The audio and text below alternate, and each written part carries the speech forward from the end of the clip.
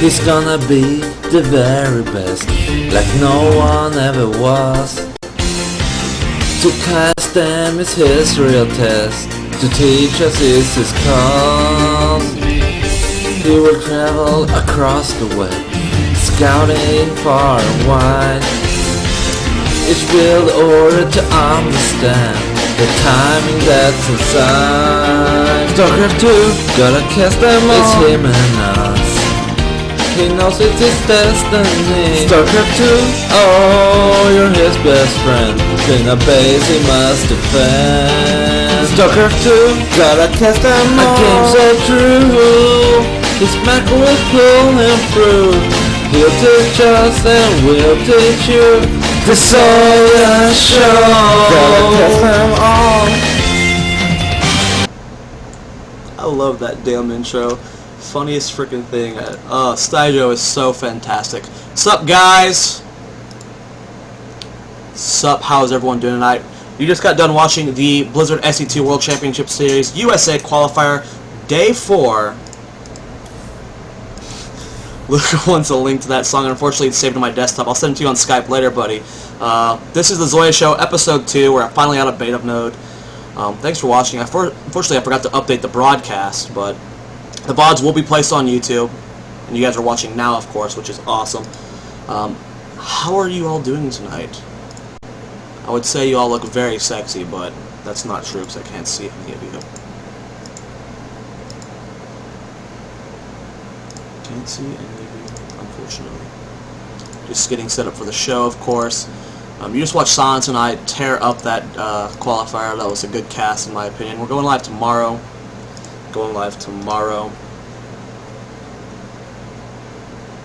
Just getting everything set up right now for the show.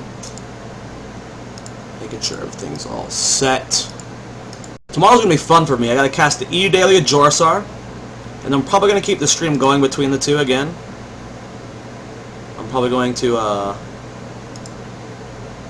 keep it going between the NA or to the qualifier. I'm going to cast the qualifier in the Zoia Show again. Today, of course, is Zerg Day, guys. Yesterday was Terran Day. Tomorrow is Protoss Day. Thursday is going to be Fan Replay Day. If you guys are interested in sending your replays for me to do an analysis of them and show you why you suck at this game, please send your replays to starcraftsquadreplays@gmail.com. One of my lovely show admins will probably post it in chat soon. And yeah, so this show is is focused on teaching, guys. So we're going to go straight into Game 1. It is going to be a ZVP, TSL's Revival versus TSL Nori. And like I said, the point of the show, if it's your first time watching, you're going to learn some stuff, nerds. You're going to figure out why you suck at this game, why the top players suck as well, because most of them make just the same mistakes you do, just on smaller levels. Now, also a good point of this show is fan interaction. I always read chat, so if you have any questions about what I'm saying, or about any questions about the game in general as we're going on, just say so in chat. Be like, hey, I don't understand, and I'll be like, okay, this is what's up, man. This is what's up. So spawning in the bottom right-hand corner of the map, in Tomb Valley, we have the red Protoss, TSL's and Nori. And his opponent in the top left-hand corner is the teal Zerg, TSL Revival. Now remember, guys, this is Zerg Day. We focus on you little Zergs. Figure out why you fail. If you missed yesterday's episode 1, it was Terran Day. You can find that on my YouTube channel, youtube.com/StarCraftSquad. Find episode 1 there. It was Terran Day. We had three replays and did some fan games as well. And we'll do fan games tonight today. We'll do fan games today. Fan games are always fun. I like playing with you nerds. Don't know what we'll play yet, but we'll play something. So Nori just droning up like standard. Actually, there's Revival. Okay, so Revival's doing a 10 pull here against Nori. That is a very, very greedy thing here to do.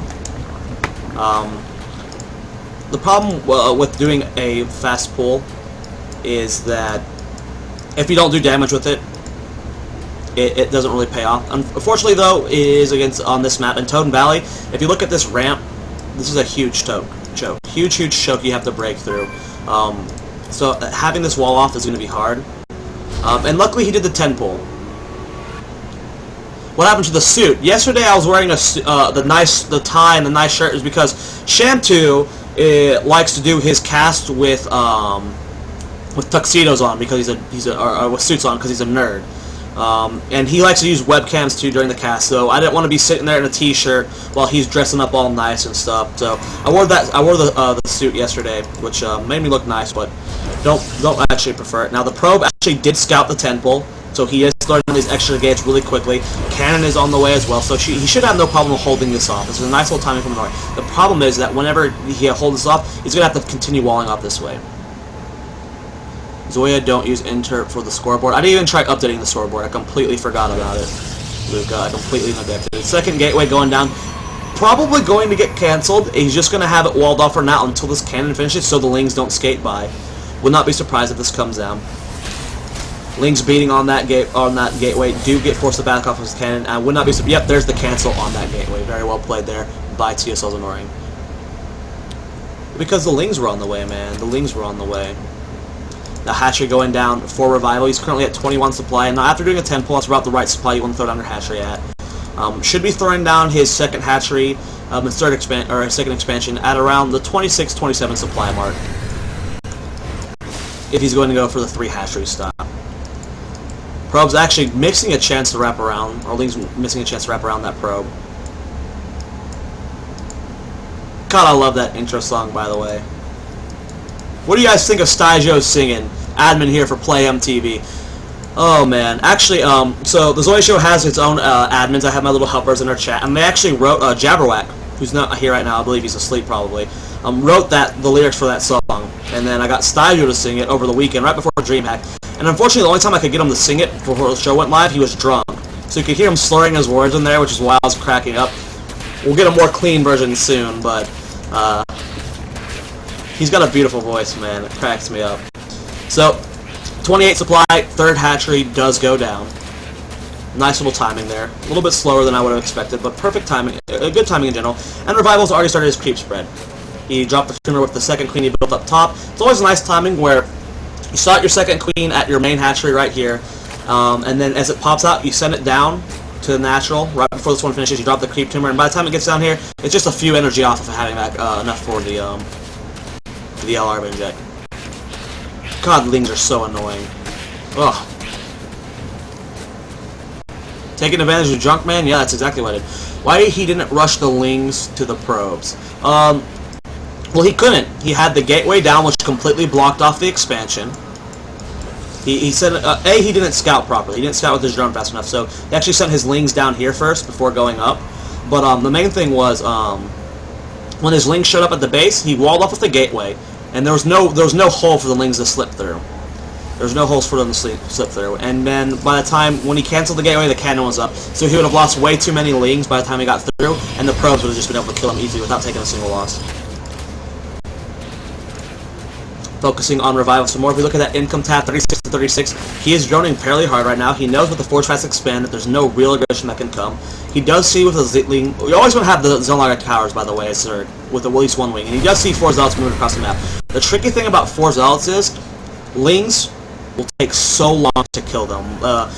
You have to get that Roach Horn, and the immediate thing he did when he saw these Zealots is he immediately threw down, where did he throw it down at? That Roach Horn. Roaches are so important at dealing with these Zealots because he's going to have +1 weapons. +1 Zealots are just ripped through Lings so fast. It is kind of ridiculous. There are 2 Spine Crawlers building, one at this base, one at this one, just so he can hold off both sides. Proxy Pylon is about to finish, and as soon as these Pylon finishes, we'll be having a warping of units.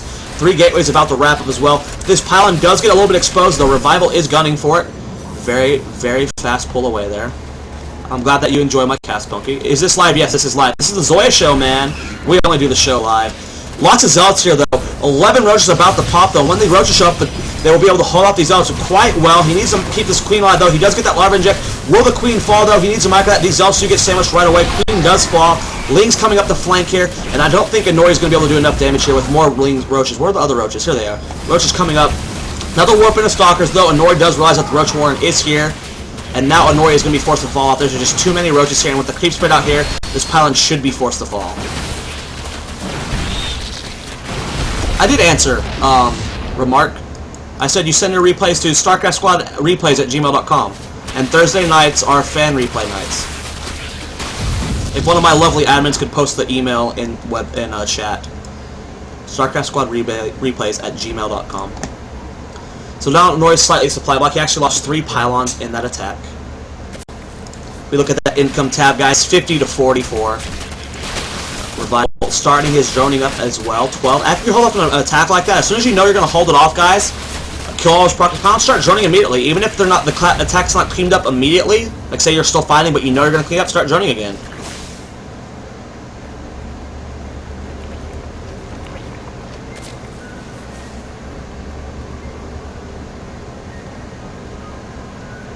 I have no clue what that guy just said. Holy hell. I wish I didn't have to introduce the following information on reptilian shapeshifting because it complicates the story and opens me up to mass ridicule, but I'm afraid to go I'm not afraid to go where to go with the information, gosh.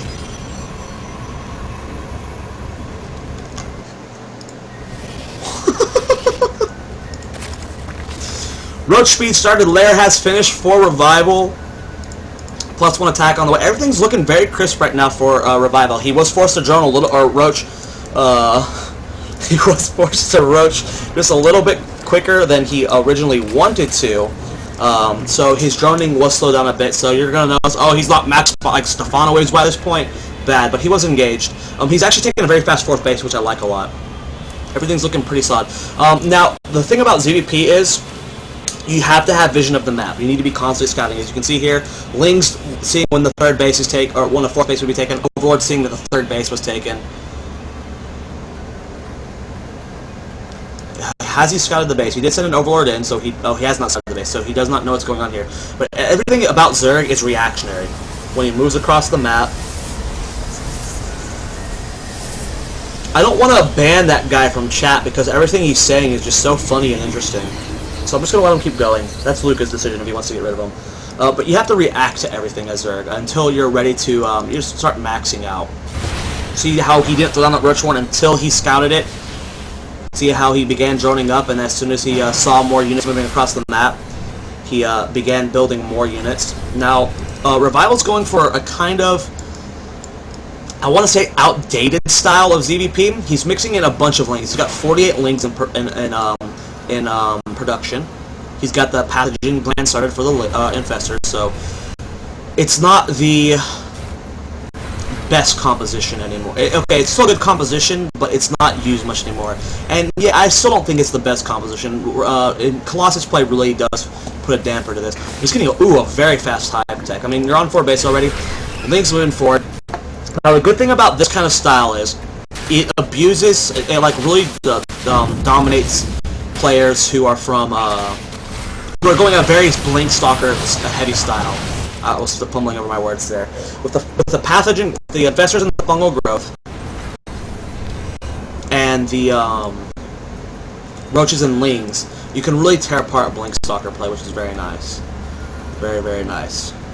I personally don't prefer this style though. I prefer the Roach Muta Broodlord style. Though I have been experimenting with a lot of Lead Muta style. I just feel it's too base racing, but eh. 5th base being taken by Nori. Now, the cool thing about Revival is he has map presence right now. I'm going to pause and I'm going to explain this to you. We're going to go to a Nori's vision real quick. I want you to focus on the bottom left-hand corner of the map. This is, look at this mini-map down here. This is what Nori sees right now, alright? He has very minimal vision. What his vision is just 3 bases. No vision on the map. This, however, is everything Revival sees. It's got lings at bases. It's got lings around corners where pylons will be placed. It's got lings at more bases. He's got his creep spread. He's got overlords where he needs to have them. To scout, these overlords will definitely catch warp prisms. Everything about this is focused on just getting, like, everything is having map presence. And not only that, the key thing about this, now there's one thing about having map vision where you have overlords on the map and you have creep spread and lings in places. That is map vision, but he has map presence. Not many Zergs do this. Not many Zergs will focus on the map presence. Having this on the map means when a Nori tries to move out, he will A, have to slow push slower because your creep is there, and B, because your army's there, which allows you to get more time to get those pivotal upgrades. It just slows him down. And he normally, a Protoss player would be taking a 4th pace by now, and then be poking around out here where Revival's doing that. But he can't afford to do that though, because Revival style is very, if you're going the Roach Infestor Ling style, it is very positional. You want to catch a Protoss out of position with this style. You want to catch them in the middle of the map, have no walls around them where it forces them to use a lot of sentry energy. That is the point of the style. So everything about what Inori is doing right now with this Ling Infestor Roach style, it's perfect. Going back into the game here. I saw Ben message me, but I'll look at it after this replay. Income tab, 84 to 70. 84 is a really, really good amount of drones to have. Really solid amount. Creep spread could be slightly better. I feel that he could have a couple more creep timbers. He's not actually using these ones. Injects, not the best, but there he goes, having map presence. Map presence. Now, you don't go Ling Infestor the entire game. Ling Roach the entire game. The Ling Roach is for having one solid composition. It's to have just one powerful composition where you get an engagement, you pick off a lot of stalkers, and then you remax on the Roaches and the Ultras. But he should not be going Lings the entire time. This is just to have a nice, powerful engagement. Someone's asking where are the Hydras? Hydras are bad, man. Hydras are bad. They are not good. Colossus just do too much damage as is. The only time you should build Hydralisk is if you are you're like being mass stargated, and you should transition immediately away from Hydras after you clean up the Void Rays and Phoenix.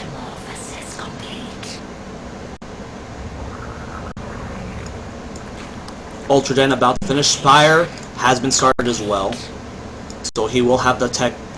Oh, I guess I muted my mic. He has the Ultra Den. He has the Chitinous Planing started. He's got +1 melee attack, so he's starting to get ready for his Ultra switch. He's got the Spire on the way as well, so he can get the Broodlords. Now, Broodlords, a lot of people don't realize this. They benefit from both air attack and melee attack. The initial attack that the initial damage that the Broodlings do benefit from plus air, and then when the Broodlings are on the ground, they get the plus melee attack. So it's always nice to have both of those. And look at this, because of what he's doing, Inori can't take a third base, and this gives full map control to Revival. He can do whatever the hell he wants. And the Vision, he hasn't seen a Warp Prism move out, which is very nice for him as well. This is exactly what he needs to do. Such a commanding force here from Revival. 197 supply. I should probably go to Everyone Vision so I can keep an eye on what Inori's doing. Supply is 197 to 181. This game was played, I want to say the 21st is when I downloaded this replay. So almost a week old. Not too old. Here comes an engagement, though. I don't know if Revival should be engaging because this is too big of an advantage for the Protoss positional-wise. He does lose a lot of Infestors there. Now, if you look at the supply, he dropped from max to 160. Now, let's just take a quick look. We're going to go back for a moment before all the force fields aren't clogging everything up. Okay, I went back too far. This is where you want to, with this kind of army composition, especially with the mass Banelings, Banelings get devoured by Force Fields and Colossus. So you want to engage out here. Look at this, how wide open this area is. There's no walls to back up against. When Inori or when Revival engaging into this, there's this wall right here and this wall right here, which allows Inori to focus his force fields in this area. If he was to engage right here, he would have to engage, or he'd get flanked and have to use force fields all around him. So this kind of, so him engaging there is really bad. As you saw, we're going to go ×2. He's going to lose a lot of Infestors, a lot of units. We're actually going to look at the units tab and see how many Infestors he uses. He has 6 going into this. And after this, he will have 4. Maybe he might lose that one too. He has 3. So he lost half his Infestors there. And Infestors are the real, they're the power behind this build. You have to have the units trapped for the Banelings to connect. You can't have the Stalkers blinking away, you can't have them running away. Both players have a pretty big bank. Unfortunately though for Inori though, because of how gas intensive his build with the Ultras on the way and the huge upgrades, he needs to have more hatcheries around the map. I'm not saying he needs to have a hatchery with minerals being mined at all. He just needs to have a base here and a base here mining gas. He knows these guys' opponent contain. He needs more gas, because he's got this huge mineral bank, but he doesn't have much gas. Here comes another engagement. Fungal growth goes down, so these Banelings might be able to connect. The force fields are pretty good from Inori, though. More fungal growth going down on this army. Again, a little bit too early of an engagement, just getting a little bit too antsy. Right here, he was able to utilize this part of the wall in his attack, forcing the banelings that have to come from here. If he would have waited just a little bit longer, closer to the creep, Zerg units get speed on creep, which helps a lot. He would have waited until about out here. Unfortunately, he did not do that, though. Right here would have been the perfect spot to engagement, but he just hasn't had the two best positional engagements so far.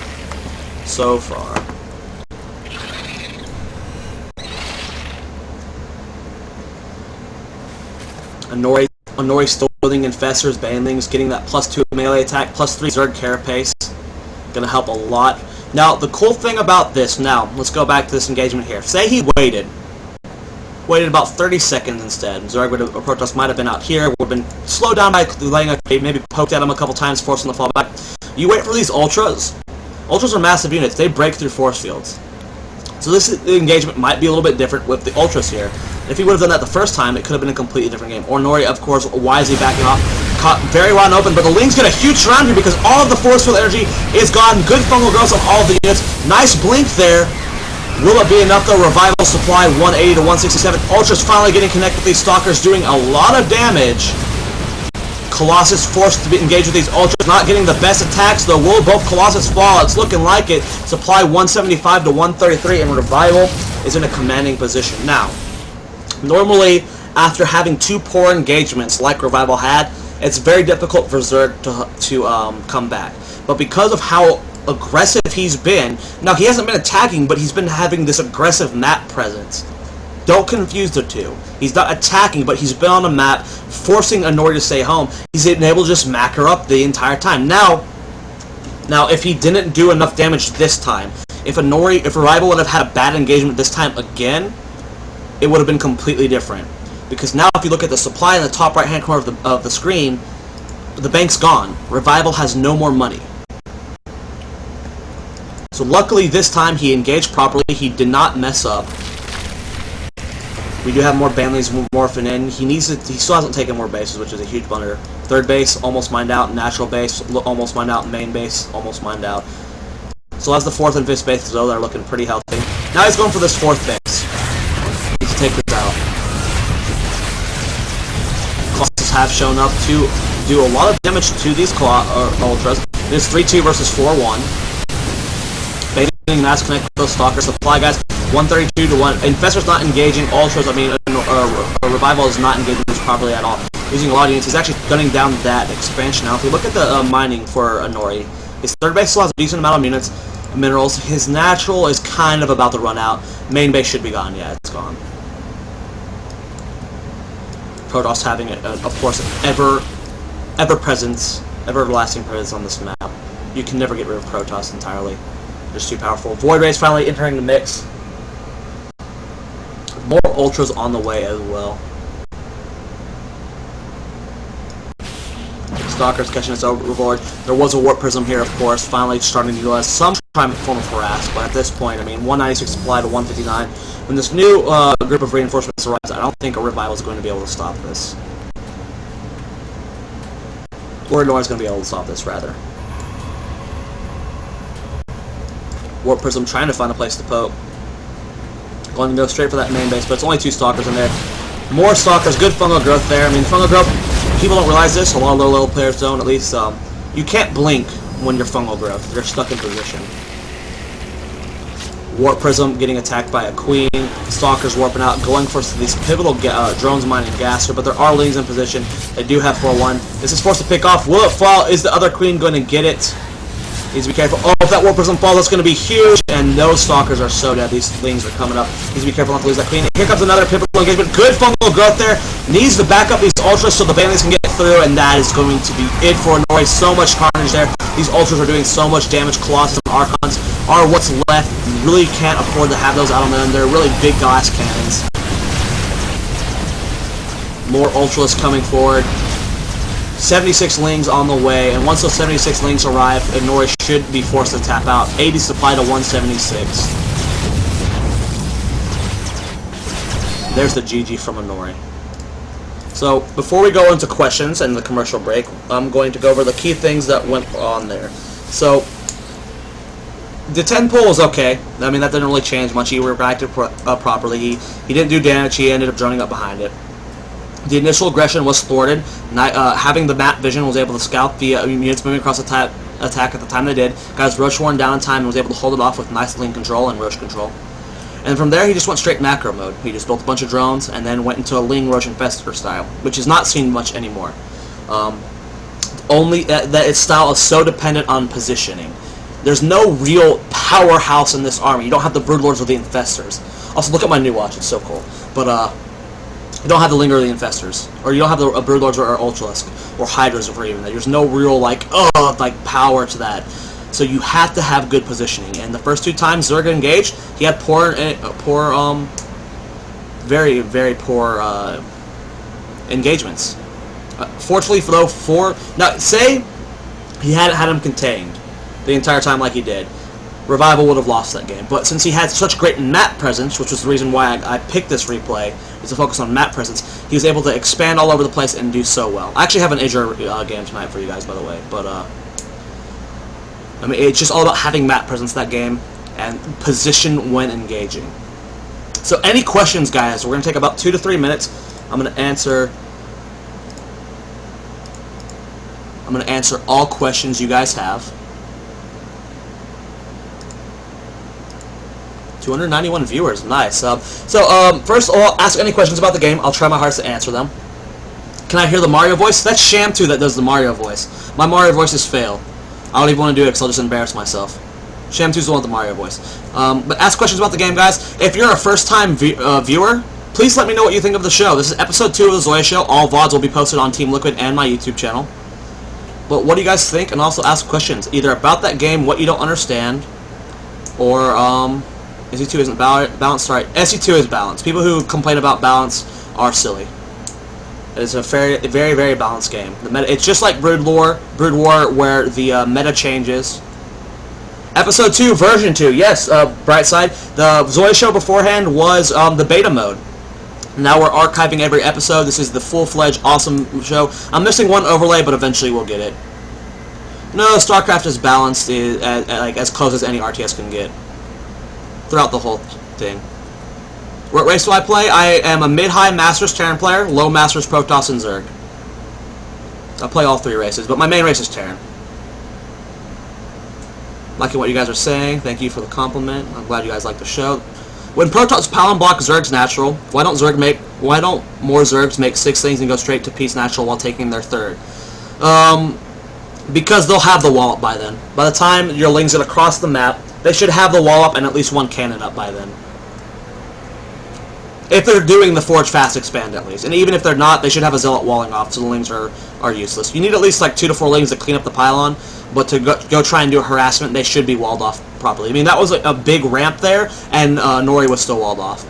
Why do you like Terran best? I actually like Zerg the best. I think Zerg has endless potential, but Terran just fits more of my style. I had a very creative style in Brood War when I played Protoss, and at the beginning of beta for StarCraft 2, Terran was just the most creative race, before the Ghost nerf at least. And ZVZ is the dumbest damn thing I've ever. I hate ZVZ with a fucking passion. ZVZ is horrible. So that's why I like Terran best. What rank on ladder are you? I actually haven't done any ladder games on my main account this season. But that previous season I was, I believe, 800 rating when I ended. I don't remember exactly. For Pro, there is some matchups better than other, but map making is made to make it better ratio. Yeah, maps are very important in this game. Maps can change the balance very quickly. And it's also about the meta game. People don't realize, like, for the longest time, the Protoss Death Ball was impossible for Zerg to deal with, and once they learned how to deal with it, it completely changed. And then Protoss started doing Forge Fast Expands, and Forge Fast Expands for the longest time were too hard for Zerg to deal with. Zerg was having to do stupid 2-base all-ins against Protoss, because if they got to 3-base, they couldn't win. And now look at the meta game. Zerg gets a fast Zerg, maxes at 11 minutes, and wins. What do you think? Who do you think is better, Huck or Idra? Huck, currently. What transition composition can Nori gone to Bungo Revival's mid-game? He was doing it right. He just needed to add a Warp Prism, I think, and added some form of pressure to bring Revival's forces back home and allow him to take a 4th base to secure that 4th.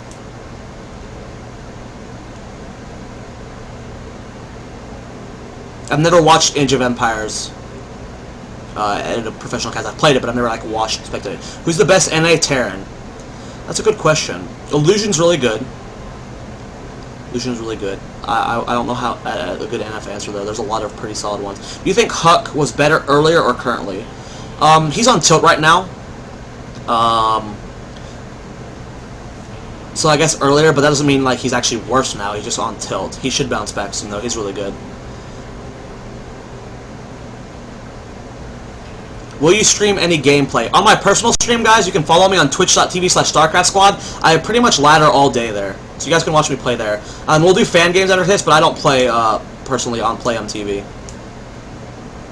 Yep, Third Degree link in my stream right there. I stream all the time, so if you guys want to go click there, follow me there. I stream all the time.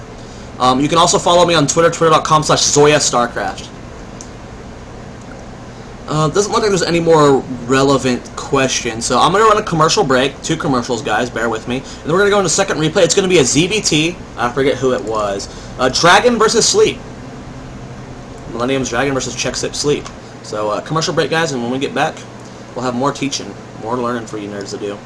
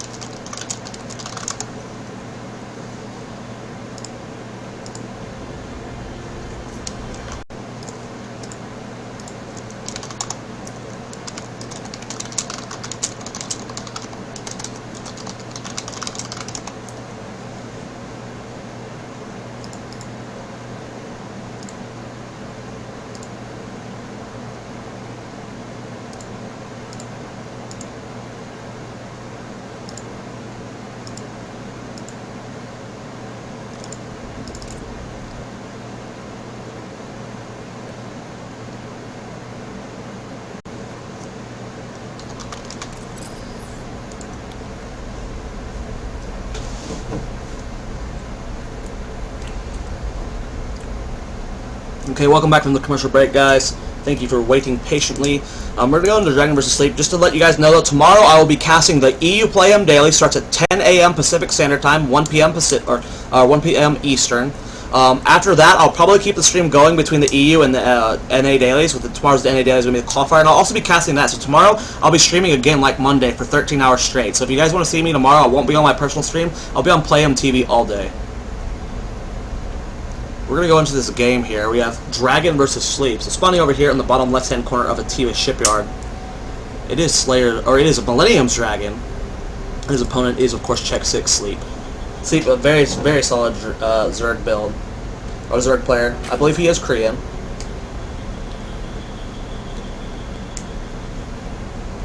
ZVT is my favorite matchup to... okay, that might have changed now. ZVT used to be my favorite matchup to cast. But,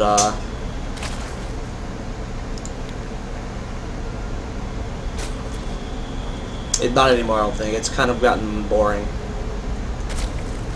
The metagame needs to shift again. New ZVT metagame. New ZVT metagame. Going ×2 real quick, doing a little extractor trick. Doesn't really matter. I've heard that 9 Overlord is better, but people do what they want. The math always changes. Hatch first, of course, from Check 6 Sleep. It's going to be on 15 supply, very standard opening. Dragon, of course, doing a standard opening as well. Looking like it's going to be a gases expanded. It's scouted. It's probably not ladder edition because they both scouted cross position first. So does scout around the base. See, there's no hidden barracks. There's no double or no gas. So goes okay. Going to be a CC first. Brings his drone down here. Going to scout around. See the command center's building yet. It's a pretty standard ZBT opener so far. Nothing new. Remember, guys, I always read chat, so if you have a question about what's going on in game while it's happening, I will answer. I'll try my best to answer it as long as nothing too pivotal is going on. Zoia show is all about interaction, nerds. Like talking to my friends. My friends. So, double queen building, droning up pretty hard right now. Everything's looking pretty standard in Sleep's position. Income tab, guys, 20 to 17.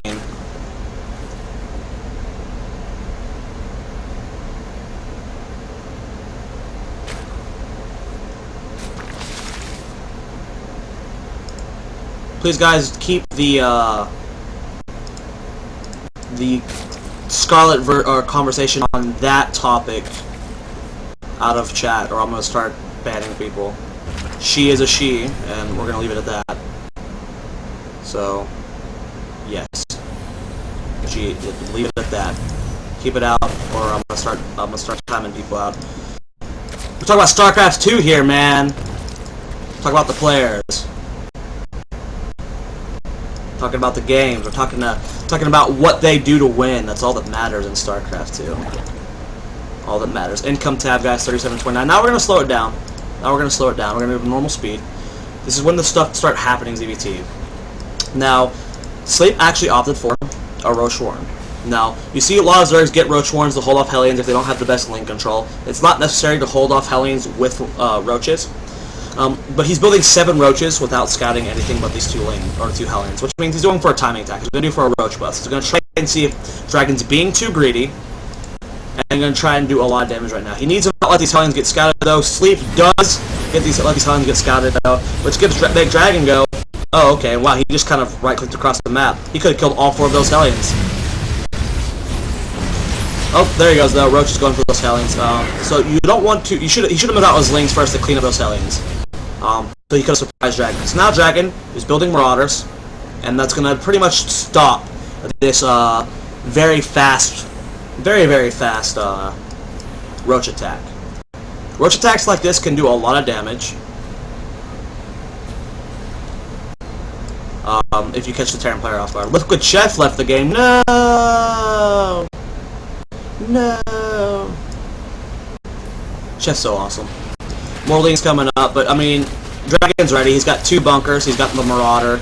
Oh, the double engineering bay. No, that is so sad. If Dragon loses these double E-bays, I don't think Sleep should be engaging up here. I think he needs just to kind of go for these double E-bays. I don't think he's going to have enough to break here. No, with the repair and the SCVs, I don't think it's going to be enough. And now he's going to swing back around. I think he should just gun straight for those double E-bays and left. That would have been a huge... he might still get both of them. Yeah, he's definitely going to get both of them.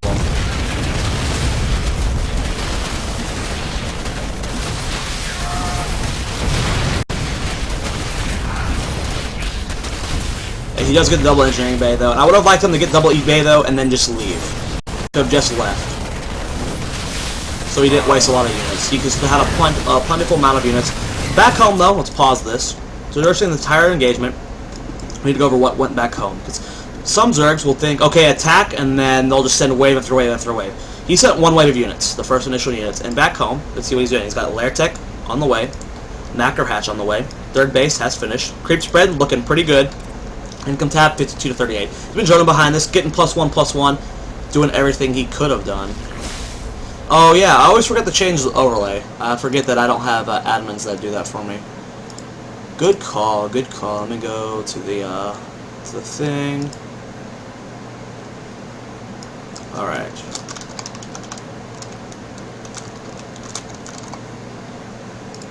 Alright, overlay is updated. Overlay is updated. Okay, so Roaches being back, or pushed back now. You see, let's go to that unit tab real quick. 1 Roach left. He pushed with 7. He lost 1 Roach instead of he's got 1 Roach less instead of 7. If he would have just gunned for those engineering bays, I mean, he did no damage to these bunkers and SCVs. So look at how many harvesters were actually killed. Killed 6. That's an okay amount, but for losing all of your Lings, he's down to 1 Ling. He pushed with around 36 and 7 Roaches. He lost all of that. Killed 2 engineering bays, which was huge. But he could have kept alive all his Lings and his Roaches. Instead, he lost them all. So if you see something like that, a double bunker, you see the Marauder, but you see an exposed, something exposed that you can exploit like those eBays, go for that and just back off. Back off, and you'll still be in a commanding position. Because now Dragon can kind of move out on the map. He knows he just clean up all those Roaches and Lings. And instead, if he would have just left, Dragon wouldn't be able to move out on the map. Completely changes the game right now. At least in Dragon's mind. Sleep's still in a good position though. He's still slightly ahead. Killing that double engineering bay. I mean, that's 250 minerals. And then delays that 1/1, which allows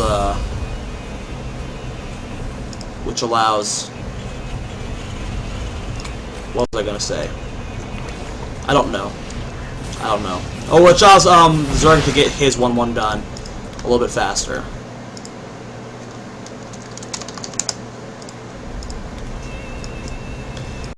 Now this army is allowed to move out on the map. Like I said, the army is moving out on the map.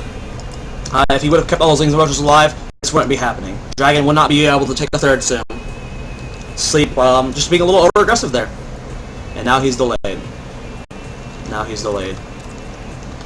Income tab 71 to 44. Everything looking so good for Sleep. Look how fast he's droned up. Now, he's able to drone up because he did so much damage. He knows this. He did all the damage down here. So he's at the drone count now. He doesn't need more. He can just max out. He would just be in such more comfortable of a position if he didn't lose that. And you see a lot of Zerg players lose because of this. This is why I'm highlighting this replay is overextension. Overextending yourself, not going back, knowing when to engage and when not to engage. There's several occurrences of this during this game. Several occurrences to focus on. It's a huge struggle with Zergs in ZVT, is because they attack when they're not supposed to. They don't have the right number of Lings and Banelings. They don't know when to engage properly.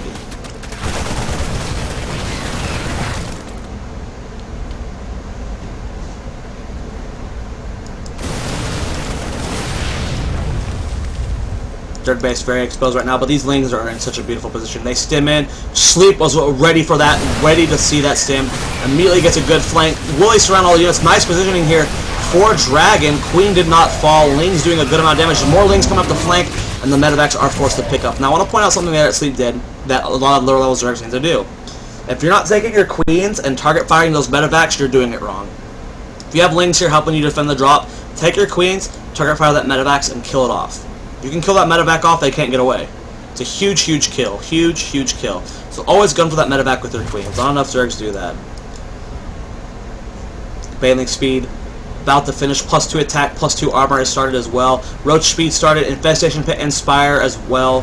He's doing everything he can. He's got Spore Collars in position, stop drops. Always nice to do if you want to be lazy with your drops. Not necessary, but it's always a good thing to have. Now Link's coming up here. Gonna delay this third base. Gonna delay this third base a lot.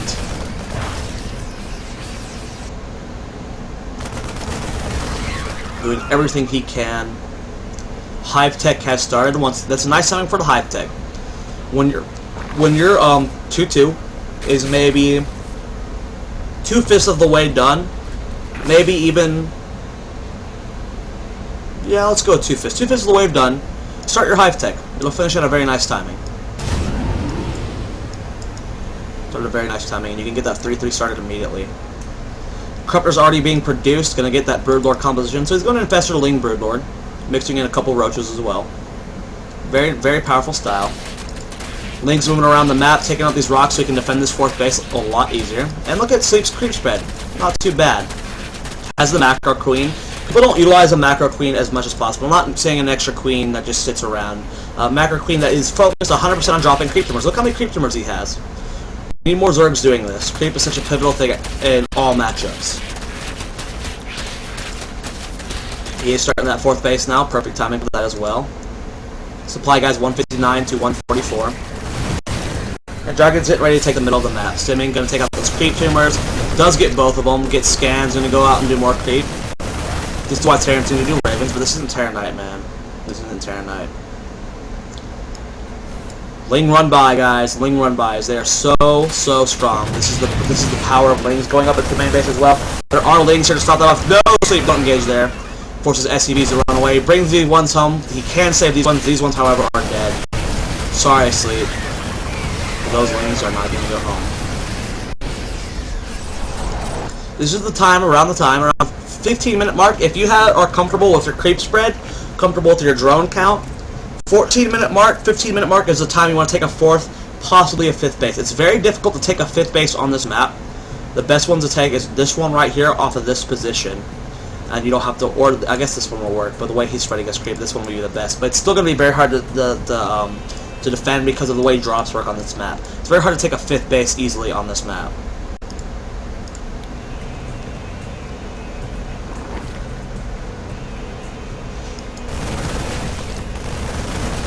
Now he's on the creep, stimming, taking out a lot of these creep tumors. Sleep's not a player, though, that will just let this slide. He will start his creep and spread again eventually. Catching these units off guard.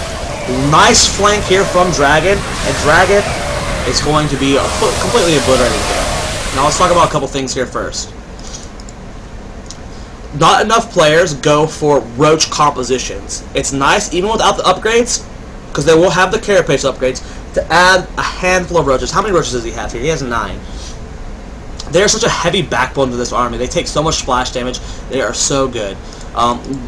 This entire engagement was engaged perfectly. The Zerg waited for the opponent to be on creep. You don't ever want to, unless you're like, you're miles ahead, you don't ever want to engage off of creep, which is why it's so pivotal to spread your creep. And he also had links hidden over here for a fling. Everything about this was so perfect. Everything about this engagement was perfect. Can you make the creep tumors using the mini-map? I don't know. I know you can inject from the mini-map. I always have my creep tumor queen set to its own keybind, so I just double tap that and go. Sleep might lose his base, but with the link showing up now, it doesn't look like it. Good connect with those banelings there. Siege tank does get taken out, so probably 150 to 105. Sleep, though, we're going to point out something here right now. Does not have good injects. This queen has 125 energy. That means he has missed several seconds of injects. Very, very huge. This queen, 77 energy. This queen, 52 energy. This queen, 38. Missing a lot of injects here, guys. He would be maxed right now.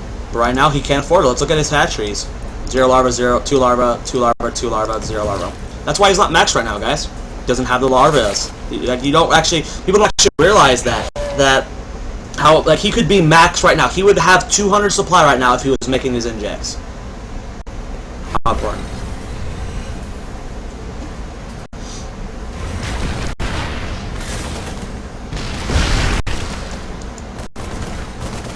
Sleep might be getting a little over some stuff here. Infestors are coming forward. Needs to drop some infestors. Trying to take some of these siege tanks. Good fungos going out. Dragon is focus firing with these infestors. He needs to get them out of there. This is why you always get burrow with your infestors. You run up your fungal and then you burrow them so the siege tanks can't kill them. Yeah, macro queen is a creep queen. A regular queen would be an inject queen. Those aren't called macro queens. Those are called queens. This command center, of course, is going to have to be forced to be cancelled. There's 1 siege tank here, 3 marines here. More reinforcing lings though from sleep. I mean, now let's go back. Look how one-sidedly. Like, okay, this is kind of, sleep. Yeah, you're winning. No, there's differences between the two. There is a macro hatch and a hatchery. This right here is a macro hatch. This right here is an expansion. This is a macro hatch. This is a regular hatchery. Macro hatch. Regular hatchery. Regular queen versus macro queen. There are differences, and I just pointed them out to you. But again, this look how Sleep is just barely pushing back Dragon back and barely winning. If he had hit all his injects like he should have, he would have been maxed, and Dragon would have lost by now. Dragon would have lost by now. Queen control is the most important thing about Zerg play, guys. Queen control is the most important thing, hands down. Creep spread and larva injects are the most important thing in this game. Sleep trying to break through here. This medevac is healing. This, I didn't think that guy was gonna die. I thought that was gonna hold all that. That's funny.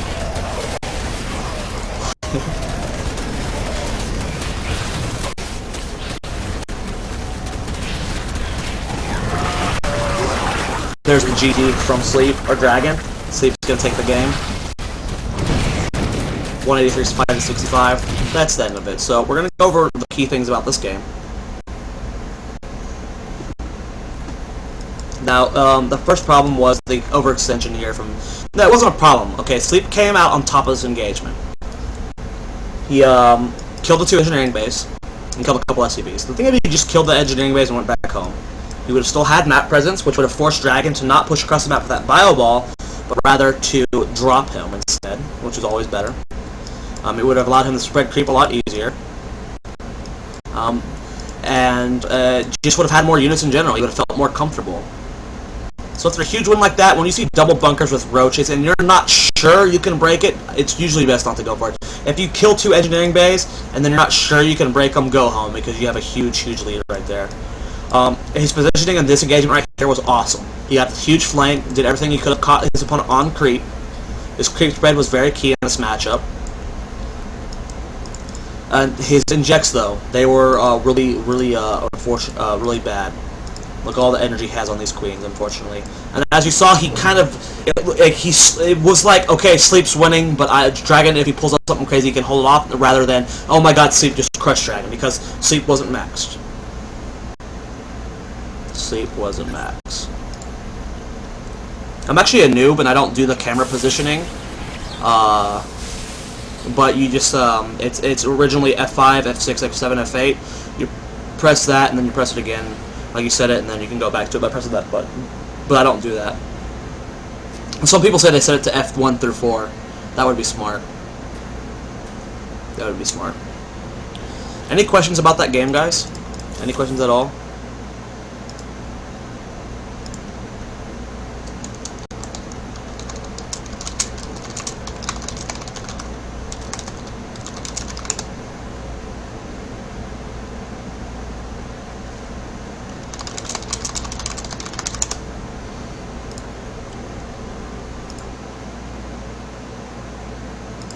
Any questions towards me? Wow, we're actually going up in viewers. This is amazing.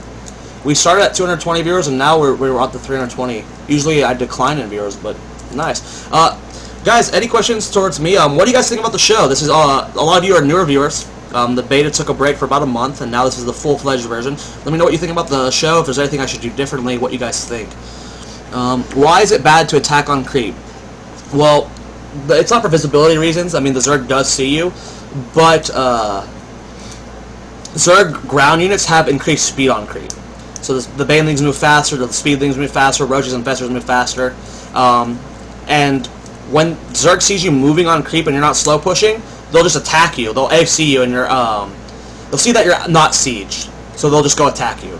You want to slow push on creep and make sure that stays low because they're just too fast. It's very hard to split from banelings. The festers are faster, so they can get fungals faster.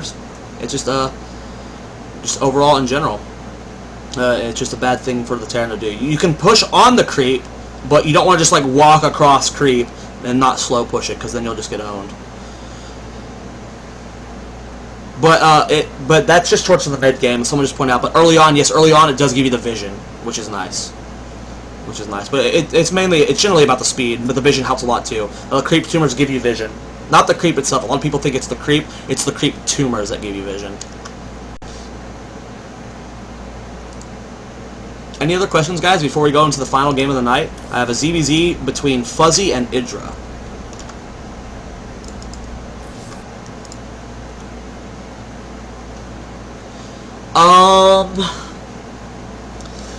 It is, if you have each of your hatcheries to their own keybind, then it makes going back to that base easier.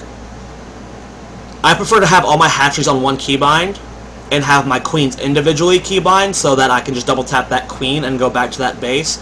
I don't know. I guess it's better. It requires more. I guess it's better. I don't know. It's all preference. In theory, it should be better, but I don't think it actually matters. It's just whatever you're best with.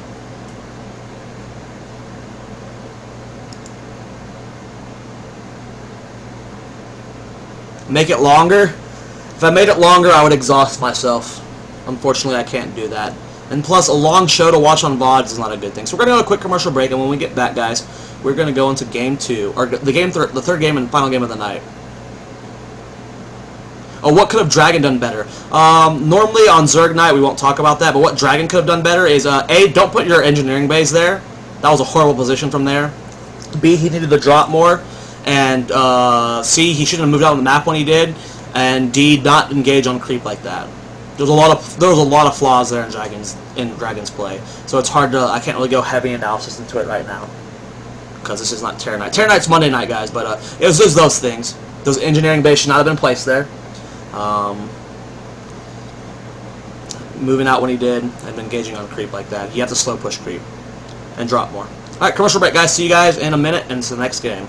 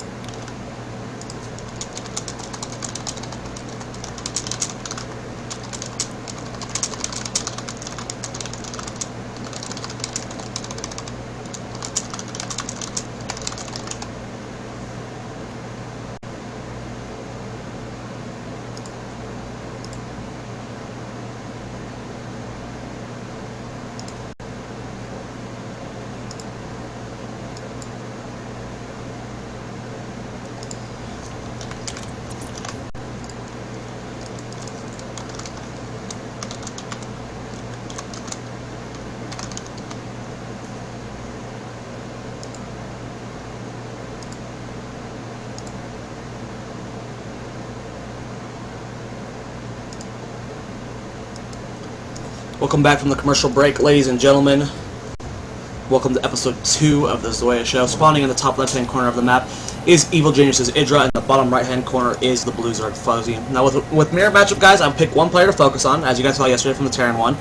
I'm going to be focusing on Fuzzy this game. I'm going to be focusing on Fuzzy. I'm going to figure out what he can do differently in this ZVZ. What he can do to improve, what he did right, what he did wrong. Someone asked why, if I was sweating. If I am, which, I feel like I'm kind of sweating. The light I use for my webcam, whenever I have to use my webcam, is the lamp I use to read, but I have to take off the frickin', it's actually right here, the little lamp cover. So it's like super bright, it's a really big light bulb, and it's hot as hell, and it's pissing me off. But what are you gonna do? What are you gonna do? ZVZ, guys. It's the reason why I would not play. It's the reason why I don't play Zerg as my main race. I love Zerg so much. It has so much endless potential. The highest skill cap. When you get good with Zerg, you will be unstoppable. Like, it's so, Zerg is so amazing, and ZVZ just blows ass. So yeah, I have all my hatches on one keybind. I have queens on different keybinds, and I inject from the minimap. That's how I do it. In theory, it's better to have all your hatches on a different keybind and have all your queens on one keybind, but it's just all up to preference. It's all up to preference. Hatch first from both players. I feel that this map is a good map to hatch first on. Shakur's Plateau. You get the spine collars up. I feel like you can hold this off pretty easily. Nice ramp positioning, because the ramp is not towards the entrance, it's away from the entrance. But you shouldn't hatch first ever, I feel. It's just ugh. Hatch first is gross. Yeah, a lot of queens, that's true, a lot of queens don't keep on their queens. They double attach that hash tree, they grab that queen and inject the larva. That is true. That is very true.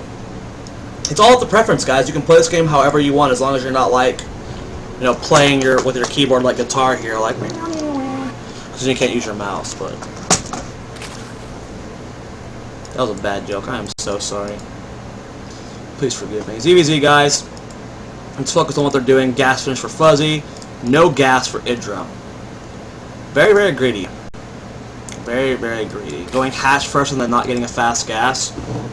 Guy's playing a heavy eco. If he gets cheese, though, it's going to be so very hard for him to hold off like a one-base bailing bus.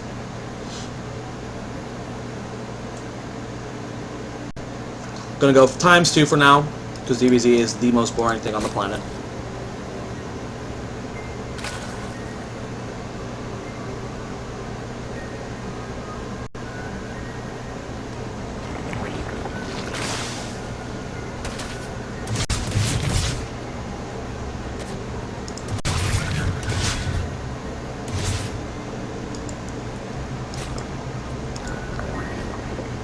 Okay, so this is a good place to stop at.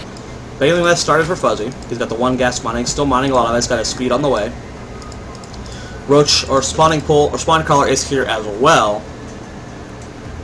Yeah, I hate DBZ of the patch. Like I said, it's the reason why I don't play Zerg as a main race.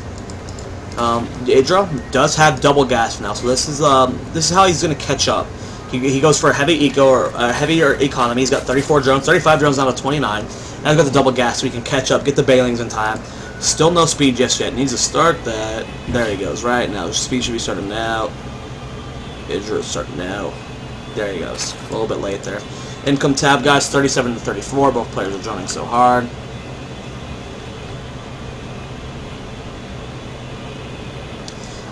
I don't agree with you anymore. TVT used to be, well, I'm a Terran player, so I always like TVT, even when it was mech versus mech, but now TVT's evolved into a lot of aggression. It's not just mech versus mech anymore. It's turned into a lot more aggression. Fuzzy here might catch it. Oh, that's gonna get away. Yeah, that's gonna get away. But I've been trying to. So there is the spine collar here. There is the queen here. Gonna stop the scout. Fuzzy's speed has finished way before Idra's. Now Fuzzy's preparing for a roach timing attack. He's got the +1 missile attack started. He's got the +1 carapace started. Still has not built that roach one. Now, just because you're building, you don't have the roach one yet. Say he's building lings now. He can still start that +1 attack for the roaches. That's fine. Oh, Lang's getting the main base for Idra. That is huge. He's going to scout everything. Sees the double gas. Sees the Evo chamber, or the lair started. Sees that speed has not started yet. Did see the bailing list as well. So good scout there for Frontier. It's always nice to try and sneak a couple lanes in there. But just because you don't have the Rush Warren built just yet doesn't mean you can't start the upgrade. Just because you're building links. Now this is let me give you a good comparison. In TBZ, my main build right now is I open with either a gases expand or a 2 racks expand, and then I go into I stay on 2 raxes, and sometimes build a 3rd rax. It depends on how greedy I'm feeling. I build a 3rd rax, sometimes stay on 2 raxes. I get stim, I get combat shields. If I'm getting marauders, I get concussive shell, and I get drops. It's usually best to stay on 2 racks for this build. But I get drops. I don't invest in any upgrades though. I don't get +1 weapon, +1 attack. And then that transition completely into mech after doing drops against Zerg. That's the same situation here. You can build your speed links here. You can harass your speed links here. Don't have to actually get that link aggression. You can transition into roaches. Just because you're on one tech path doesn't mean you have to commit to it. I get stim, I get combat shield, yeah, but I don't get +1 attack, I don't get +1 armor. I wait, and I transition into mech, and get my armor upgrades that way. Or get my mech upgrades. You can do that with Ling, you can get the speed, you can get burrow, you can get Baneling speed. You don't have to get that +1/+1 though if you plan on going heavy roaches. It's a little bit greedy to do that, but you don't have to do that. People think, oh, I'm building Lings early on, let me get that +1 melee attack. But wait, I'm going. Oh, okay. Never mind. I'll just build +1 missile attack as well. You don't have to do that. It helps having that +1 attack, but if you feel you can get away without doing that, go ahead. It's 100 minerals and 100 gas. You don't have to spend. 3rd base being taken by Idra. He's also getting a Spire as well. I feel that Midas is starting to die out. He's starting to die out. 2 Banelings trading for 2 Banelings. That is true though, Blah pointing out, if you know you're going Bird Lords, it is nice to get that a +1 attack as well. We did have a, because the Birdlings do gain upgrade from that. That is very true. It's all about knowing what your main goal is though, about having that plan. If you know what your plan is, you know what you can do with it. If you're not planning on going the late end-game Bird Lord timing, you don't have to get that +1 attack, but everything helps. Fuzzy having to upgrade. Oh, 1 Benny does connect, weakens off some of those lanes. Fuzzy is supply. He did send an overlord into the main base. Fuzzy is supply block. 59 drones at 56. Spine collars being built at sport collars being built at the 3rd base. He did see the Mutalisk. Overlords were killed by the Mutalisk. So he knows now. And this is the most exposed base right here. Let's look how many sport collars he built at each base. He built 3 here. He built 2 in the main. 2 at the natural. Whoa! I only see 6 sport collars building on the production tab. Okay, because those 2 finished. Okay. So the main base is the least exposed, guys. This is the least exposed base here. You got this one in front of it, which is pretty much going to be a wall for it, and you got this one over here, which is exposed from the top. So it's smart to build 2 here. Always want to know these numbers here, especially when playing turrets, cannons, and sport collars. You need to realize where your bases are and how exposed they are, and how you can orientate how many turrets you need and whatnot. Targeting down that sport collar, will it finish? It does, and Idra does pull back those wings. Where are his Mutalisk? Mutalisk are sitting in the middle of the map. Idra, come on, man. You gotta be constantly moving around those Mutalisk. He's getting that +1 flyer attack. There's one Mutalisk showing up. 3 roaches sitting here for Fuzzy. He's got that +2 attack, +2 carapace, roach speed, and Infestor, the pathogen gland on the way as well.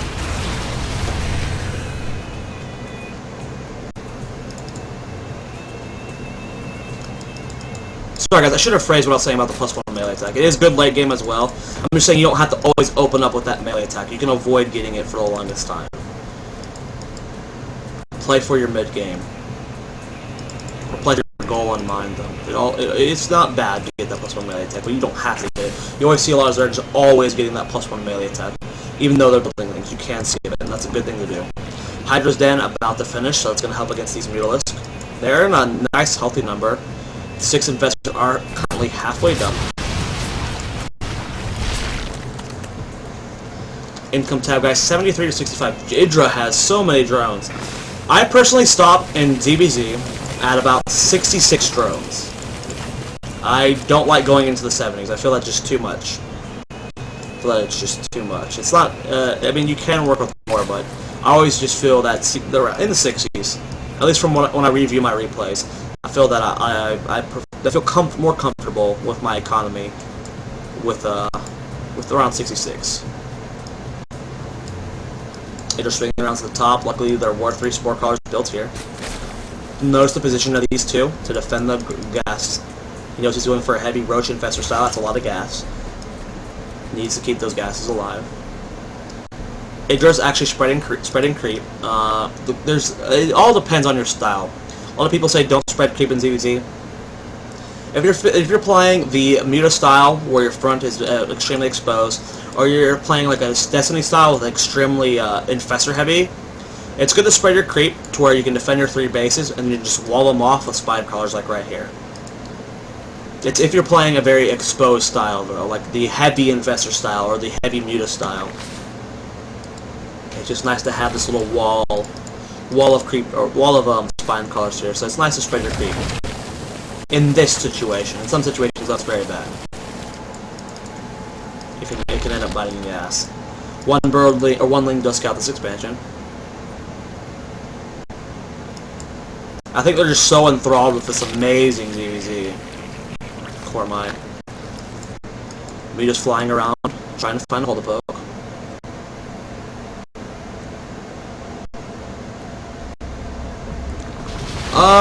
You don't usually end up walling on gas or walling the spines. You see a lot of lower league players not doing that, unfortunately. They just keep making more lings, and more lings. Good players, though, of course, do the walling off with spines. But the show's about teaching, guys. I'm trying to teach you noobs how to stop sucking. How do you like casting ZVZ? Casting, it's alright. It's my least favorite matchup to cast, but it's not like I hate casting ZVZ. I love casting anything StarCraft, but playing ZVZ is the worst. So if we look at that supply, both players are maxed. Fuzzy does have the Bailings. They're going to soften up any lings in this army, soften up roaches, which is nice. Look at that upgrade count. 2-2 for 2-2 for Fuzzy, 1-1 for Idra, and he did not get melee attack. So because he skipped that melee attack, played for his mid game, he's able to get way ahead on upgrade, which is nice. Did Idra win this match? Why don't you wait and see? Why don't you wait and see? Now this is the disadvantage to spreading creep. Idra doesn't have hydras, so with Fuzzy's hydras on creep, he now has that creep advantage where his hydras move faster. Fungal goes down on Fuzzy's army. That's a very good fungal though. Keep in mind 2-2 is here. Fuzzy has more infestors. Idra moving up. Here goes the fungals on both armies, doing a good amount of damage. Fuzzy's hydras are doing a lot of damage with their own blast cannons of this fall. 2-2 versus 1-1 though. I mean, it's starting to become apparent how powerful it was. Idra had the better fungals, had the faster fungals, but 2-2 guys. 2-2. This is why people hate ZVZ. Idra. We'll get into why Idra lost. A lot of overlords going down here. Idra's now supply block. Third base is definitely going to be lost, and Idra left the game. Standard Idra fashion. Now, the problem I have with going Mutalisk is if you don't do I feel if you don't do damage with Mutalisk, Fancast. Good analysis there. Yeah, Idra Fuzzy won. I'm glad you were able to core mine that. The problem with Mutalisk is they're not like the other matchups where you can keep Mutalisk alive the entire time. Yeah, that would be nice if Creeper's player separate. But what was I saying? You have to do damage with Mutas in this matchup. They're always good late game TVP or ZVP and ZVT, but in ZVZ, I really feel that because look what Idra transitioned into. He opened roaches. He opened mutas. You can't really afford to stay on mutas though, unless you get like a huge lead and you kill a lot of drones. But he eventually transitioned into the same composition, Roach Infestor. This is Roach Infestor Hydra, same composition pretty much. because he went for the Mutalist, he got +1 attack. He was behind on upgrades, behind on infestors, and was able to get Hydras because he spent so much gas on those Mutalists. Huge loss there for Idra. Huge loss. Fuzzy did everything right, though. He had the perfect amount of Spore Crawlers here in the base. He built more. I don't know why. Oh, he's probably getting more units and going to cancel them because he likes to get higher max. He had the better upgrades. And he had good scouting. He scouted everything. That would be funny. But that's it. Any questions, guys? I mean, this wasn't the best replay. I felt like I couldn't teach much from that ZVZ. I felt really... I literally looked through like 100 ZV... I shouldn't say literally 100. I looked through about 10 to 12 ZVZs of pro players that I had. There haven't been many replay packs released recently. I couldn't find any good ZVZs. I tried to make that as entertaining and as learning as possible. The Mutas, I don't know, I didn't see. I think they were in that engagement. I don't know, though. I don't know. Any questions, guys? Any questions, guys? Any questions, guys?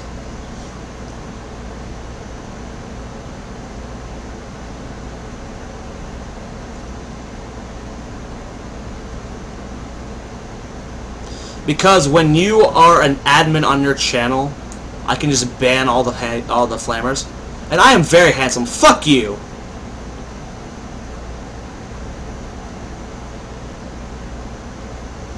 What about Terran? What about the Terran? What do you mean? What do you mean, what about the Terran?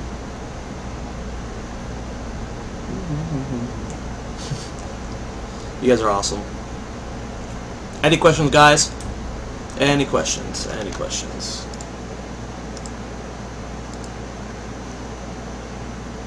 Do you feel Idra has improved his play ever since he came back from Korea? He's on a slump right now. His play is definitely improved. He's just not applying. He's not doing well. I mean, you can't be training constantly and not improving. He improved. He's just not playing well right now. Idra is still good. If you watch his stream, he still does very well. He's just not performing well in tournaments. Oh. Okay. I'm sorry for misunderstanding you. I said, pro, you aren't a known face and don't BS. I'm a known face here on Playhim, though. I'm a known face here on Playhim. All the Playhim viewers know me. When the show gets bigger, more people will know me, but the Playhim viewers know my face, and the best way to get your face out there is to start putting it on your stream, so now people are starting to learn my face. You learned my face today. Congratulations. That's one more person that I am towards glory. Shut the fuck up and go to the next replay. There's only 3 replays, dumbass, so get out of here. Go home, we're done. Who do you think the best Zerg in the world is? DRG. What's an ideal late game composition for ZVT? It depends really on what you want to go, but Ling, Infestor, Banelings, Mutas. You can do anything really. Ling, Baneling, Muta, Roach, Infestor, Baneling, Ling, Baneling, Muta, Ling, Infestor, Muta, Ling, Baneling, Birdlord, Massborough Bane, so you can just do anything, man. You can go Ling, Infestor Ultra. It all depends on what they're doing and what the situation calls for. What do you think about Fuzzy? Any potential? This is actually the only game I saw from him, but I mean, I know he's a pretty damn good player. I have the rest of his replay pack. I'm probably going to watch it tonight before I go to bed, but so far, yeah, he seemed pretty good. No, you were awesome just trying to see at the end of the match. Apparently you just did a ZVZ, but I play Terran, so it kind of doesn't apply. Yeah, unfortunately, man. Unfortunately, Terran nights are Monday. So guys, let's talk about Thursday real quick. Thursday is going to be fan night. Now, the Zoia show, if this is your first time tuning in, is Monday through Thursday nights, guys, after the NA Daily. So it's going to start around 9 to 10 p.m. Pacific Standard Time. Thursday night is going to be fan replay night. So I'm going to type an email in chat.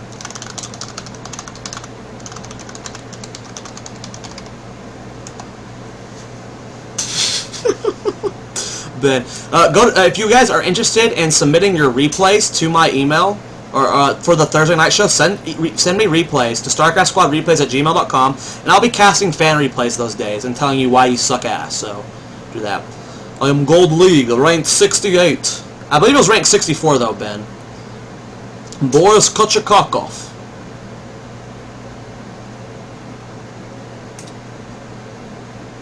with that being said, this is it for the daily, This is it for the Zoya Show, episode 2. Thank you for tuning in, guys. I'm going to run 2 commercials. We're going to do fan games here, guys. I'm contemplating doing them on my channel just so I can steal a bunch of my viewers over there because I'm greedy and I want to get ads on my channel. But nah, I'll do it here. So if you're interested in a fan game, guys, go to the North American server, join channel Playham Fun. I'm going to type it in chat. Playham Fun, one word. And we're going to do a fun little custom game together. And we're going to have some fun. I have one important question. I don't own SU2. Where to get cheapest? I think it's the same price everywhere.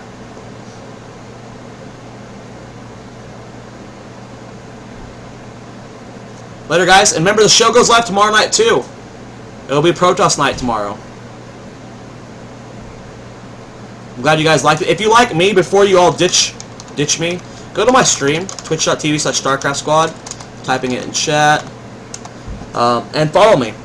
I stream almost every day. Tomorrow I probably won't be streaming because I'm going to be casting the EU Daily, the NA Daily, and the Zoya Show. But go follow my stream. I'm more of a mid-Masters Terran now because I've been playing the other races a little bit more. But mid-Masters Terran, low-Masters Protoss, and Zerg. And I do teaching there as well, so if you want to learn more, just have fun. I also play Minecraft there and League of Legends there. But I have a lot of fun, so go to my stream and follow it.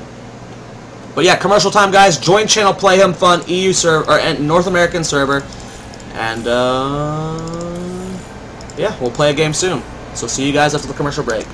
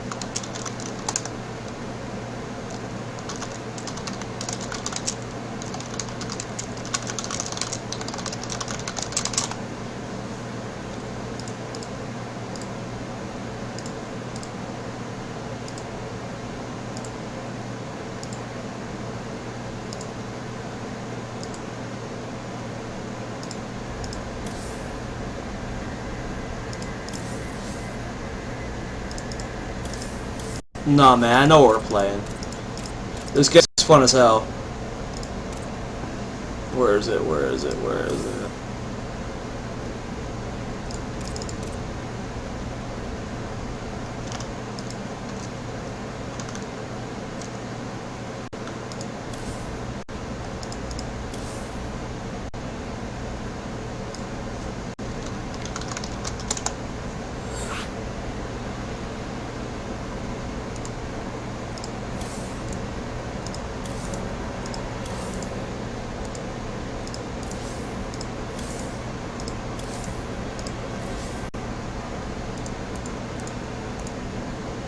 Welcome back from the commercial break, guys. Thank you for joining for episode 2 of the Zoya Show. Tell your friends about it. Let's get more viewers here. Tonight actually went really well. We actually went over 300 viewers at some point. Usually I average around 150 to 200, so nice. Don't worry, guys. We're doing a free-for-all anyway. Alright, so the way this custom game works is I'm going to explain it to you guys because it's a new one before we get started. It's just like, if you've ever seen Tron, the disc throwing game, we pretty much throw discs at each other and try and kill each other. It's a pretty fun game. You use left click, you have 3 discs on you at all times. You use left click to throw them. You use right click to pull your disc back to you. If the disc go through people, they die. You use spacebar to put up a shield and shift to sprint. Just like a nice little fun battle game. I would normally play like a mono battle or something, but I need to prepare for tomorrow's show, and I need to go to bed because I have to do the EU Daily in the morning.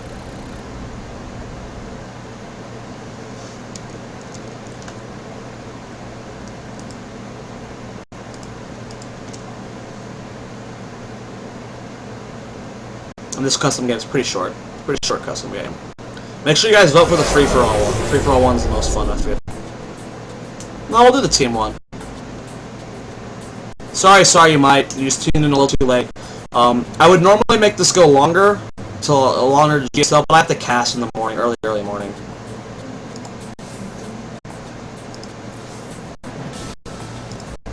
Ooh, I've never gonna call it Master. Let's do that one. It should be longer, but I have to be up super early, guys. And it's harder to do a long show. It requires me to do more research into replays. And it requires me staying up later. And it's really difficult to watch a show that has a VOD for a show that has it's 3 hours long. I like to keep it within like an hour and a half to an hour.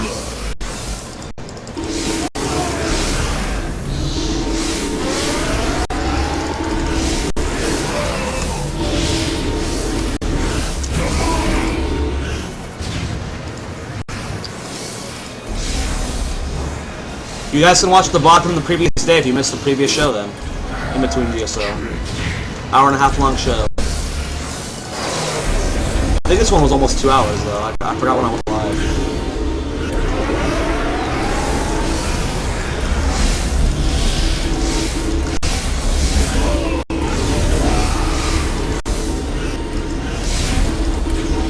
Sup, Spaction?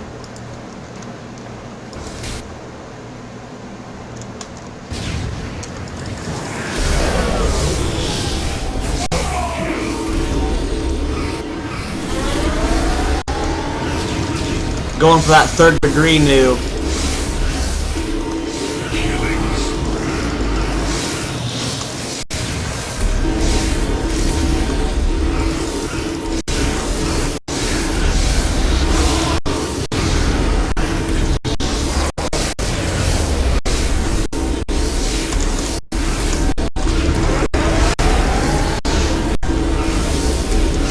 No!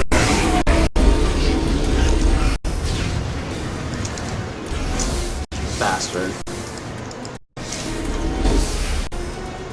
What's the name of this custom? It's called Photon Disc. Plural on the disc. Discs.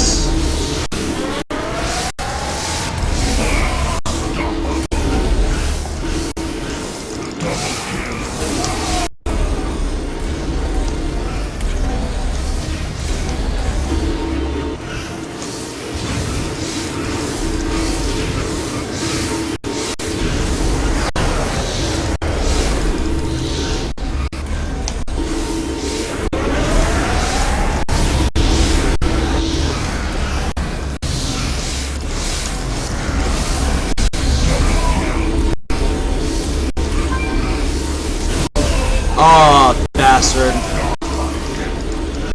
Flank me.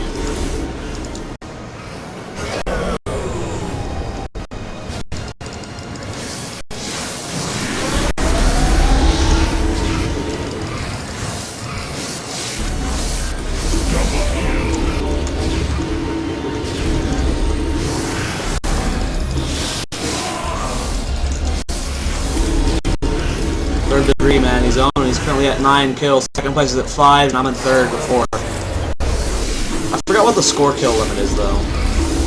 It might be 20.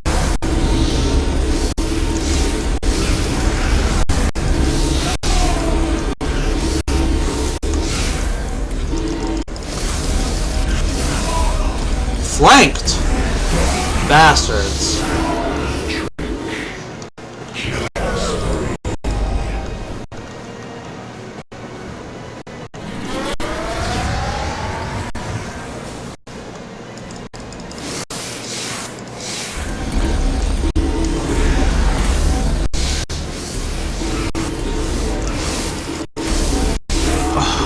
That was bad on me.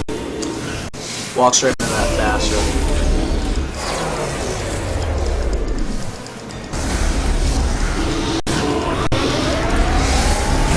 Oh, that sucked. I spawned right on that asshole.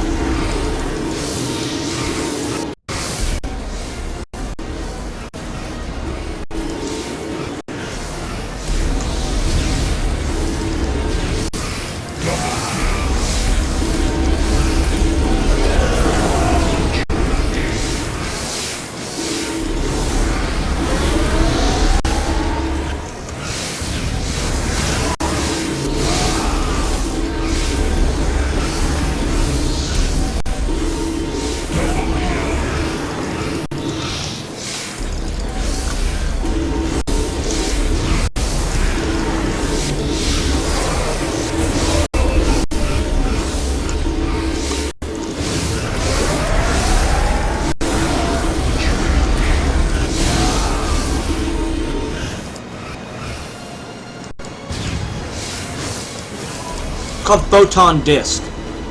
Grin typed it in chat.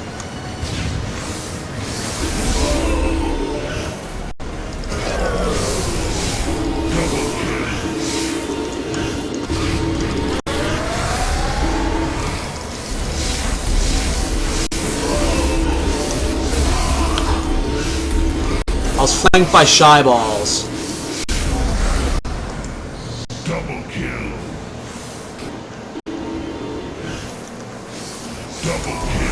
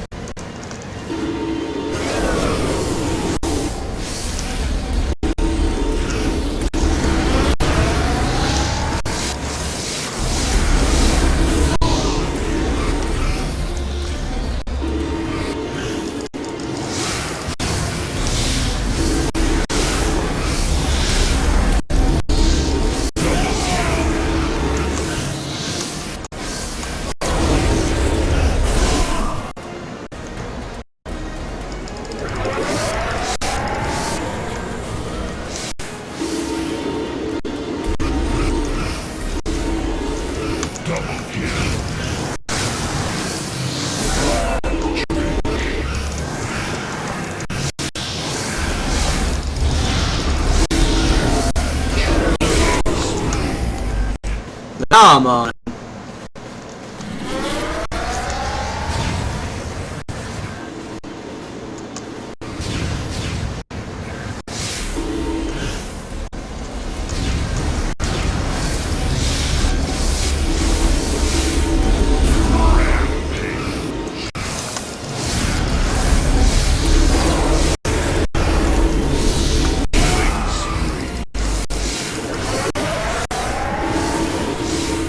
Damn it! Finally died. I think third degree's about to win. I think he's 3 kills from a win.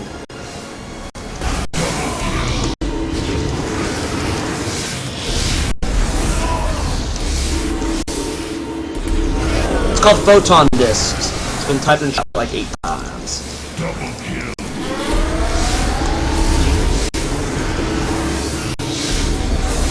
Oh, yeah.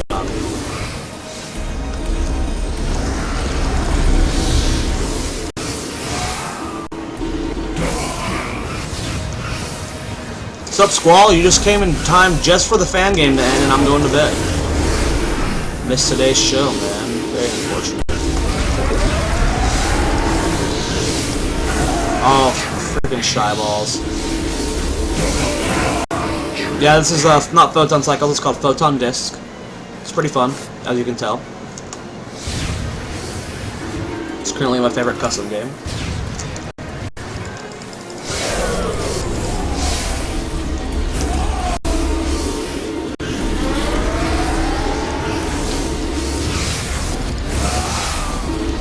Everyone's always, that's all they want to know. They don't want to ask me questions during the show, they just want to ask what game we're playing when we do fan games.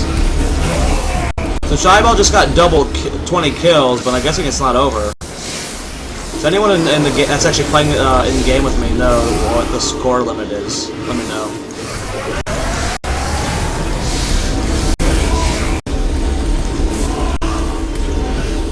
Where did I go for like 2 months? My computer broke. The Zoia show is back though, we're starting to archive it, so today was episode 2. You can find the VODs on my YouTube channel. Yesterday's show was number 1. The show's now Monday through Thursdays. After the NA Daily.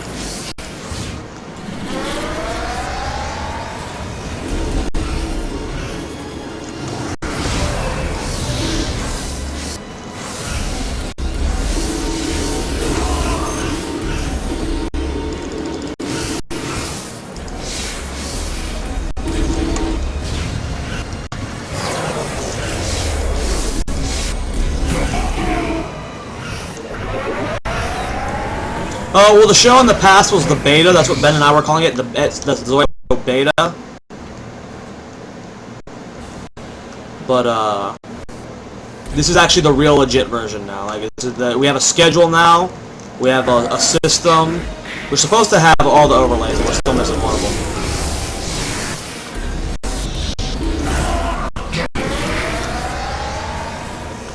But yeah, you're right. It would be episode 20. But this is like the official version of the Zoia show. I'm gonna make an archive list on Team Liquid.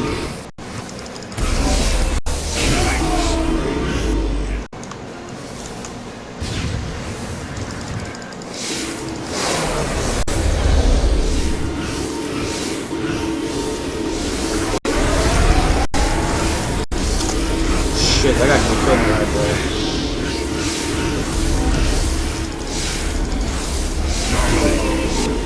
Oh, we got a flank score right now. Shyballs is in the lead with 25. I'm in second with 22. Monka's in third with 21. There can be, but they probably won't. I'm super busy all the time now.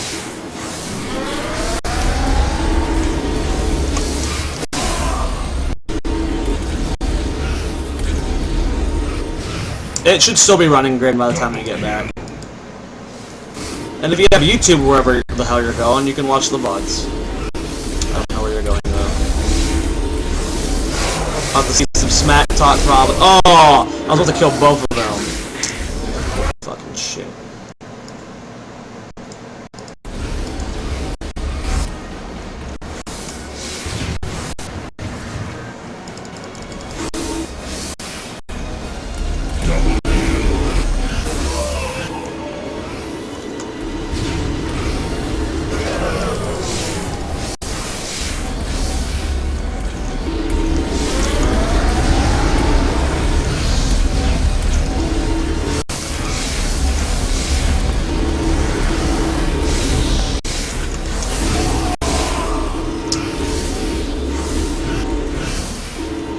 Oh, that sucks, Gren.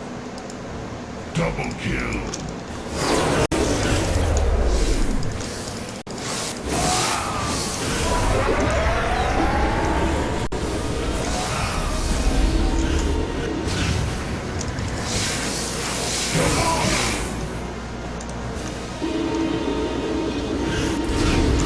No one asked questions during the actual Zoia show, but as soon as we're playing some fun-looking custom game, everyone wants to know what's up. Double kill.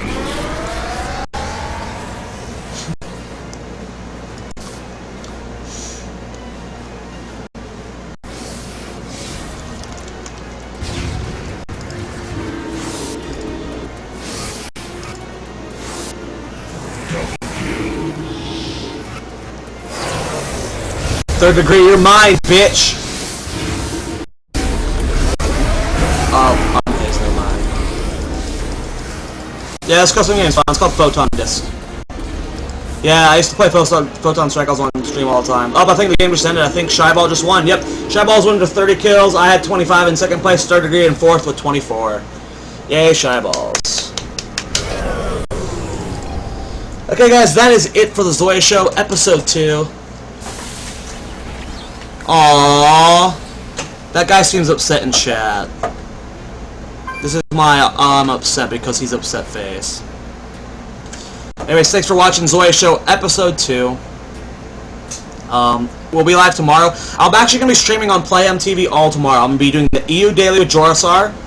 After that, I'm probably going to do fan games between the 3 hours between the EU Daily and the qualifier tomorrow, just to keep the stream going. Then I'll be casting the qualifier as well. And then after the qualifier is a Zoia Show. From literally 10 a.m. in the morning, my time, till this time tomorrow night, so 11:30. I'll be streaming, so see you guys tomorrow, hopefully. And Grin, sorry you're leaving me, but hopefully, and when you return to the interwebs, I'll still be doing the show, and I'll get to talk to you then. You can update me on your life. But later, guys, hearts. I'm gonna run a couple commercials, so if you guys can stick around for that, I'm gonna run 2 commercials. And then if you're not following me on my Twitch or my Twitter, please follow me there. But I love you guys, and see you guys tomorrow, hopefully.